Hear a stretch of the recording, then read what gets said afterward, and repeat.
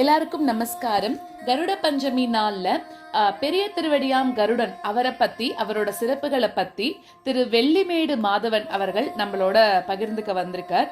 இவர் ஒரு ஆடிட்டர், தமிழ் பற்று உள்ளவர், திவ்ய பிரபந்தங்கள் எல்லாத்தையும் கரைத்து குடித்தவர் அப்படின்னு சொல்லலாம். சமஸ்கிருத தமிழ் ஸ்லோகம் எல்லாத்தையும் நிறைய சொல்லிக் கொண்டிருப்பவர். சமஸ்கிருத ஸ்லோகங்கள் மீதும் சமஸ்கிருத பாஷை மீதும் அளவில்லா காதலோட இருக்கக்கூடியவர் இவர் இன்னைக்கு நம்மளோட கருட பஞ்சமி நல்ல நாள்ல கருடனை பத்தி சில அரிய தகவல்களை பகிர்ந்துட்டு இருக்கார். எல்லாரும் சேர்ந்து அதை கேட்கலாம். எல்லாருக்கும் நமஸ்காரம். ஸ்ரீமான் வெங்கடநாதாரிய கவிதார்க்கிக கேசரி வேதாந்தாச்சாரியவர்யோ மே சந்நிதத்தாம் சதாஹதி ஞானானந்தமயம் தேவம் நிர்மலஸ்படிகாகிருதிம் ஆதாரம் சர்வவித்யானாம் ஹயக்ரீவம் உபாஸ்மஹே. இன்னைக்கு கருட பஞ்சமி, அதாவது ஆடி மாதம் வளர்ப்பிறையில் சுக்ல பட்சத்தில் வர பஞ்சமி. நேத்தி, அதாவது நான் நெதர்லாண்ட்ஸில் இருக்கேன். அதான் எனக்கு இன்னைக்கு நாகபஞ்சமி, நாக சதுர்த்தி. பாம்புக்கு புத்துக்கு பால் தள்ளி சுட்டு வருவா. அது இப்போது நம்ம கருட பஞ்சமி பற்றி சில விஷயங்கள் தெரிஞ்சுக்கலாம். கருட பஞ்சமி சொல்கிறப்போ, கருடன் சொல்கிறப்போ என்ன போல அடியன் போல பக்தர்களுக்கு சுவாமி தேசிகன் தான் ஞாபகம் வரும். சுவாமி தேசிகன் திருவந்திபுரம், அதாவது திருவஹீந்திரபுரம், அந்த இடத்துல இருக்கிற ஔஷதகிரி, அந்த மலை ஹயக்ரீவ மலை சொல்வா, அது ஞாபகம் வரும். அப்புறம் பக்கத்துலேயே ஒரு சின்ன ஆறு, ரிவர், ஸ்மால் ரிவர், ஸ்மால் சொல்லக்கூடாது, ரிவர்ஸ் எல்லாம் பார்த்தா எல்லாமே கை கூப்ப வேண்டிய விஷயம். கருட நிதின்னு பேர். அது என்னது வசதினாக்க, காசியில் எப்படி கங்கை வடக்கு பார்த்து பிரவாகம் செய்யறதோ அதே போல் இந்த கருட நிதி வடக்கு பார்த்து பிரவாகம் செய்யறது இந்த ஔஷதகிரி கிட்ட, திருவஹீந்திரபுரம். திருவஹீந்திரபுரம்னாலே உங்களுக்கு எல்லாருக்கும் தெரியும், இங்கே தேவநாயக பெருமாள் இருக்கார். இப்போ சுவாமி தேசிகன் அவருக்கு அப்புள்ளார், அவரோட மாமா எல்லாம் சொல்லி தந்திருக்கார். இந்த ஞானம் சம்பாதிக்கணும்னாக்க நீ இந்த கருட மந்திரம் சொன்னாக்க உனக்கு கருட நல்ல ஞானம் வரும்னு சொல்லிட்டு கருட மந்திரம் சொல்லியிருக்கார். இந்த கருட மந்திரம் எப்படி சொல்லணுன்றது இந்த சுவாமி தேசிகனே கருட பஞ்சாசத் சொல்லிட்டு பண்ணியிருக்கிற அந்த 52 ஸ்லோகங்கள் இருக்கிற அந்த ஸ்தோத்திரம், அதில் முதல் ஸ்தோத்திரத்தில் ஜப விதி சொல்லியிருக்கா, எப்படி பண்ணணும்னு சொல்லிட்டு. அது ஒரு தகுந்த பெரிய ஆச்சாரியர்கிட்ட அட்லீஸ்ட் சிம்பாலிக்கலாக அவகிட்ட இந்த உபதேசம் வாங்கிட்டு தான் இந்த கருட ஜபம் பண்ணணும்.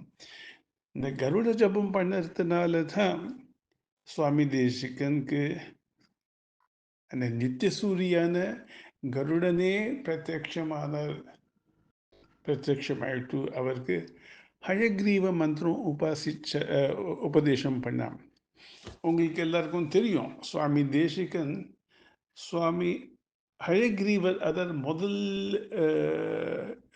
இது விஷ்ணுவோட அவதாரம், முதல் அவதாரம் ஹயக்ரீவ அவதாரம் தான். பிரம்மா அந்த 4 வேதத்தையும் தொலைச்சுட்டா, அதுக்கு மறுபடியும் முதல் நாள் அதாவது பிரதம அன்னைக்கு சொல்லி தந்தது உடனே இந்த ராட்சசன் கிட்ட தொலைச்சுட்டா. மறுபடியும் 2ஆம் நாள் பெருமாள்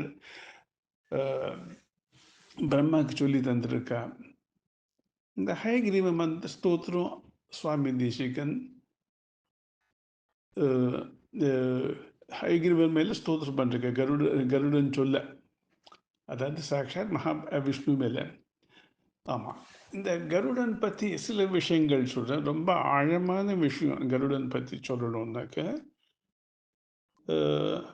சடனாக ஞாபகம் வரும் நம்மளுக்கு எல்லாருக்கும். இது எல்லா பெருமாள் கோவில்லையும் முதல்ல நம்ம கை கூப்புறது, எப்படி சிவன் கோவிலில் நந்தீஸ்வரர் இருப்பாரோ, இங்கே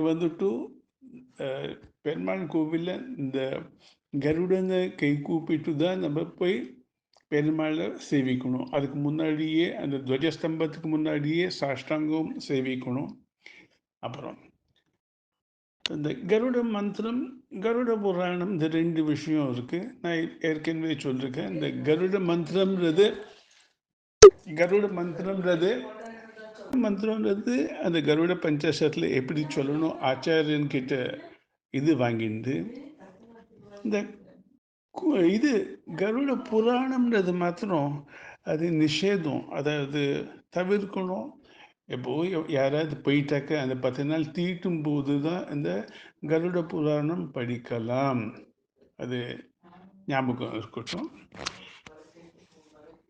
இந்த கருட புராணம் சொல்கிறப்போ மாத்திரம் கட்டாயம் ஒரு விஷயம் ஞாபகம் வரும். நம்ம நிறைய பாபங்கள் பண்ணாக்க அந்த யமலோகத்துக்கு போனாக்க ஒரு பெரிய கும்பம் இருக்கும். கும்பம் பெரிய ஒரு பாத்திரத்தில் அதில் போட்டு வதக்குவான். கும்பி பாக்கம் குருமபஹரே நாரகம் நாப்பநீத்தும் அப்படின்னு குலசேகர ஆழ்வார் சொல்லியிருக்கா போல. ஸோ இந்த கருட புராணம் பற்றி நம்ம நிறைய இது பண்ண வேண்டாம். இப்போ கொஞ்சம் தொடர்ந்து பேசலாம் கருடன் பற்றி சில விஷயங்கள். இப்போ நான் பேசுகிற விஷயம் என்னன்னாக்க சில எல்லாருக்கும் கேட்குற வாழ்க்கை கட்டாயம் சில விஷயங்கள் மறுபடியும் தூண்டி விடுறதுக்காக தான். இங்கே பார்த்தாக்க அந்த புக்கு பார்த்தாக்க அந்த ஸ்தோத்திரம் பார்த்தாக்க நம்மளுக்கு கருடனை பற்றி இன்னும் நிறைய தெரியும்னு சொல்லிட்டு. ஓகே, யா, கருடன் அம்சம்தான் நம்ம ஆழ்வாராதிகளில் பெரிய ஆழ்வார். அதனால்தான் ஆண்டாள் தன்னோட திருப்பாவையில் முதல் 5 பாசுரம் ஆனாட்டு மற்ற ஆழ்வார்களை எழுப்புறா ஒருத்தரா. முதல்ல பெரியாழ்வாரை எழுப்புறா. கருடன்றது பக்ஷி, தெரிஞ்ச விஷயம். அந்த பக்ஷியை சொல்றா போல புள்ளும் சிலம்பினகான் புல்லறையின் கோயில் அப்படின்ட்டு. அந்த புல்லறையின் கோவில், அதாவது அந்த கருடனோட கோவிலில் நம்ம சேவிச்சுட்டு தான் பெருமாளை சேவிப்போம். ஓகே, இது ஒன்று சொல்லவே வேண்டாம். பெரியாழ்வார், அதாவது கருடன் வந்துட்டு ரொம்ப அபார கருணையால் இந்த பெரியாழ்வார் திருமொழி ரொம்ப சுலபமான தமிழில் பாடியிருக்கார். பிள்ளை தமிழில் பெரியாழ்வார் பாசங்கள் சொல்லலாம். இது கரெக்டாக, இது கான்டெக்ஸ்ட் இல்லை. இப்போ நம்ம கருடன் பற்றி தான் பேசுகிறோம். ஓகே, நெக்ஸ்ட்டு இந்த கருட தண்டகம், கருட பஞ்சாசத்னு 2 ஸ்தோத்திரங்கள். கருட தண்டகம்ன்றது முதல்ல ஒரு ஸ்தோத்திரம், அப்புறம் 4 சரணம் சொல்லாமல் 4 பாதங்கள் இருக்கிற ஒரு ஸ்லோகம். அது தண்டகம் சொல்வாது. அது ஒரு ஸ்லோகத்துக்கு எழுத கணக்கு. முதல் ஸ்லோகம் ஜெய கருட சுபர்ணதர்வி கதாஹாரதி நமப்பன்னகனத்தாய் வைகுண்ட வசவர்த்தினி ஸ்ருதி சுந்து சுதோத்பாத மந்தராய கருத்மதே. அந்த மந்தர பர்வதம் எல்லாருக்கும் தெரியும். மந்தர பர்வதம் அதில் தான் அது திருப்பார்கடலை கடைஞ்சி அந்த வாசுகியை கடை கயிறை வச்சுட்டு பண்ணிருக்கா. அந்த மந்தர பர்வதம்க்கு சமானமாக ஈடாக இருக்கிற பக்ஷி அப்படின்னு சுவாமி இந்த முதல் ஸ்லோகத்தில் சொல்கிறார். இந்த கருடனை சேவிச்ச இந்த கருட ஸ்தோத்திரத்தை சொன்னாக்க, கருட பஞ்சாசத் சொன்னாக்க, இந்த எந்த விதமான தோஷமும் நம்மள அண்டாது. நாகதோஷமாக இருக்கட்டும், எதாவது விஷமாக இருக்கட்டும், ஒன்றுமே நம்மளுக்கு அண்டாது. அப்புறம் இன்னொன்று சொல்லிருக்கார், நீ விரும்பினது எதுவோ அது தரக்கூட வல்லமை இருக்கு கருடனுக்கு அப்படின்னு சாக்ஷா சுவாமி தேசிகனே இந்த பல ஸ்ருதியில், அதாவது கடைசி ஸ்லோகம், இது 2 கிரந்தங்கள்லையும் ஸ்தோத்திரங்கள்ல கடைசி ஸ்லோகத்தில் சொல்லியிருக்கா. அப்புறம் நம்மளுக்கு தெரிஞ்சது எல்லாருக்குமே தெரியும், மறுபடியும் சொல்கிறேன் நான். ராமாயணத்தில் இந்த சேத்து தாண்டி அங்கே யுத்தம் நடக்கிறப்ப 2வது நாளே இவ எல்லாரும் வானர் சைன்யம் ராமர் லக்ஷ்மணர் எல்லாரும் சகித்தோம். ஜாம்பவான் தவிர மற்றவர்கள் எல்லாரும் மூர்ச்சையாகி விழுந்துட்டார். இந்த விஷம்னு சொல்றேன்னு அது எதுக்குன்னாக்க, அப்போ யார் இவள் எல்லாரும் மறுபடியும் பிரஜைக்கு வர்றதுக்கு கான்ஷியஸ்னஸ்க்கு வர்றதுக்கு உதவினானாக்க, அங்கேருந்து நம்ம பக்ஷிராஜன் தான் கருடனுடைய அந்த அந்த அந்த காற்று அந்த இது அந்த விங்ஸால் வர அந்த காற்று அது that was enough to bring back all the fallen warriors back to consciousness. ராமாயணத்தில் இதுக்கு பார்த்துருக்கோம். அப்புறம் இந்த ஒரு வார்த்தை தமிழில் இருக்குது, ஆப்புன்றது. ஆப்புன்றது கவர் கவர். ராமாயணத்தில் கருடன் அங்கே அதே போல் ஆப்பு கொடுத்தார். நாச்சியார் திருமொழியில் 2 இடத்துல ஆப்புன்னு சொல்கிறார் ஆண்டாள். அந்த 8வது பதிகத்தில் திருவேங்கடவன் மேலே பாடுறப்போ, விண்ணீல மேலாப்பு விரித்தாற்போல் மேகங்கள். ஓகே, அந்த ஒரு இடத்துல. அப்புறம் இந்த ஒரு பாசுரம் சொல்ல ரொம்ப சுவாரஸ்யமாக இருக்கும். இது இந்த 14வது பதிகத்தில் கருடனை பற்றி சொல்ற. மாலாய் பிறந்த நம்பியே மாலே செய்யும் மணாளனை ஏலா பொய்கள் உரைப்பானே இங்கே போதர் கண்டீரே. கண்ணனை வர்ணிக்கிறார், ஏலா பொய்கள் உரைப்பானே அப்படின்னு. அப்புறம் அடுத்த பாகம் தான் ரொம்ப இம்பார்ட்டன்ட். மேலால் பறந்த வெயில் காப்பான். இந்த சுவாமி கிருஷ்ணன் கண்ணனுக்கு கோகுலத்தில் இருக்கிறப்போ அது வெயில் காக்கிறதுக்கு இந்த கருடனுடைய ரெக்கை அதுவே. மேலால் பறந்த வெயில் காப்பான் வினதை சிறுவன் சிறகு என்னும். அப்புறம் அந்த மேலாப்பின் கீழ் வருவானே விருந்தாவனத்தை கண்டோமே அப்படின்னு சொல்லிட்டு. ஸோ கருடனை பற்றி நம்ம ராமாயணத்தில் பார்த்துருக்கோம், நாச்சியார் திருமொழியில் பார்த்துருக்கோம். அப்புறம் இன்னொன்று என்னன்னாக்க, 2 கம்பேரிசன். ஆழ்வார்கள் பார்க்குறப்போ அந்த திருடன் கள்வன் சொல்கிற அந்த திருமங்கை ஆழ்வாருக்கு நாராயண மந்திரம் உபதேசம் பண்ணது சாக்ஷாத் நாராயணனே. ஓகே, அதே போல் சுவாமி தேசிகனுக்கு உபதேசம் பண்ணது யாரு? சாக்ஷாத் கருடனே. இந்த 2 ஆஸ்பெக்ட்ஸ் கவனிக்கணும். எப்பவுமே நம்மளுக்கு இந்த கருடன் மந்திரம் சொன்னாக்க இந்த நம்மளுக்கு பாதுகாப்பாக இருப்பான் யாரு? அந்த கருட பெருமாள். அது ஞாபகம் இருக்கணும். அப்புறம்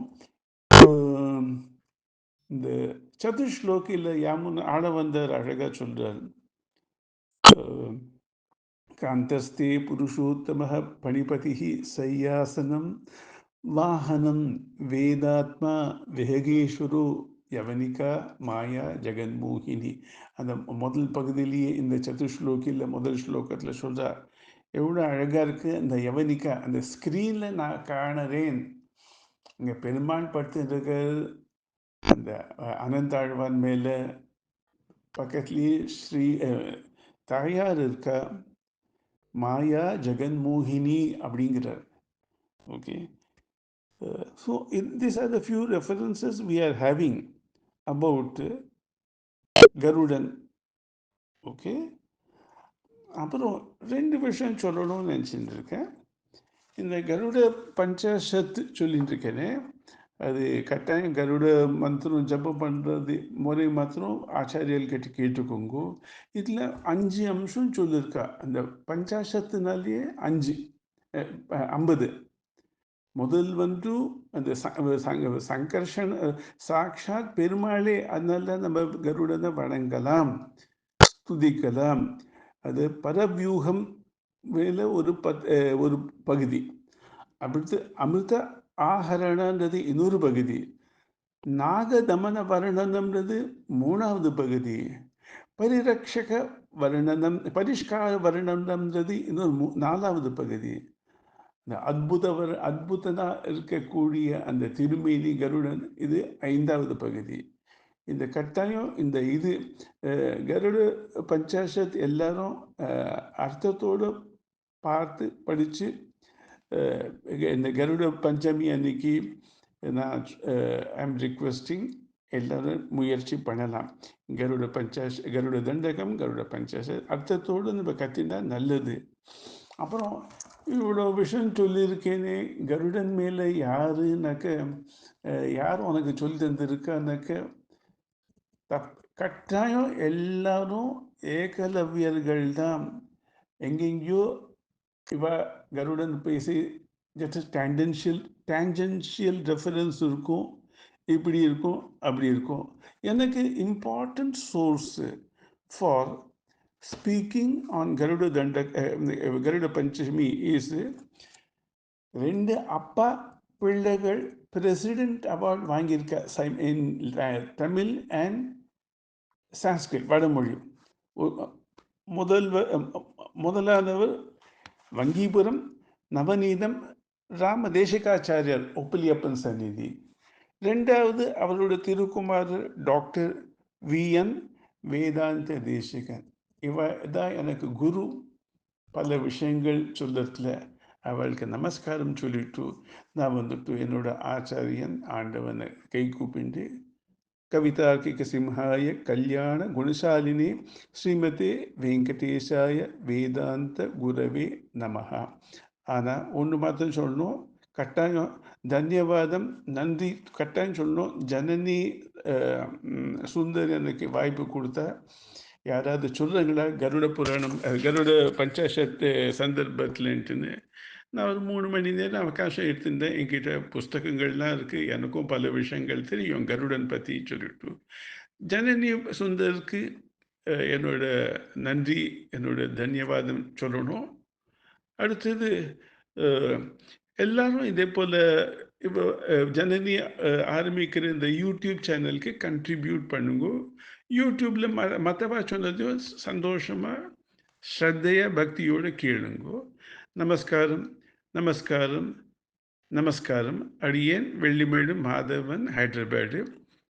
ரொம்ப அருமையா பொறுமையா சொன்னார். முதல்ல எல்லாரும் புரிஞ்சுக்கிற அளவுக்கு அழகா நிறைய விஷயங்கள் சொல்லியிருந்தார். அதுல கருட ஜபம் பண்ணதுனால தான் சுவாமி தேசிகனுக்கு கருடன் பிரத்யட்சமாகி ஹைகிரீவ மந்திரத்தை உபதேசம் பண்ணார் அப்படின்னு சொன்னார். அப்புறமா கருட தண்டகம் அதை பத்தியும் சொல்லி கொடுத்திருக்கார். விரும்பினதை தரக்கூடிய வல்லமை கருடனுக்கு இருக்கு அப்படின்னு சொல்லிட்டு ராமாயணத்துல கருடன் எப்படி ஹெல்ப் பண்ணார், தன்னோட சிறகுகளாலேயே ஹெல்ப் பண்ணார் அப்படிங்கறத சொல்லியிருக்கார். அதுல இருந்து வர காத்து மூலமா நாச்சியார் திருமொழியிலேருந்து கருடனை பத்தி கோட் பண்ணார். சதுஷ்லோகியிலேருந்து கோட் பண்ணியிருக்கார். பெருமாள் தான் கருடன் அப்படின்னு சொல்லி கருட பஞ்சாஷத் பத்தியும் சொல்லி எந்த ஒரு விஷயத்தையும் விடாம அழகா எல்லாத்தையும் கோட் பண்ணி அதே ஃப்ளோல கொண்டு முடிச்சிருக்கார். அவருக்கு ஹைவதனா த ஸ்லோகா ஸ்கூல் சார்பாக மனமார்ந்த நன்றிகளை தெரிவித்துக் கொண்டு பெரிய பெருமாள் பெரிய பிராட்டியாரோட அனுகிரகம் அவருக்கும் அவர் குடும்பத்துக்கும் எப்பவும் இருக்கணும்னு பிரார்த்திச்சுண்டு, மேலும் நம்ம சேனல்ல இதே மாதிரி நிறைய பல அரிய விஷயங்களை நம்மளோட பகிர்ந்துக்கணும்னு அவர்கிட்ட கேட்டுண்டு விடைபெறுகிறேன். நன்றி, வணக்கம்.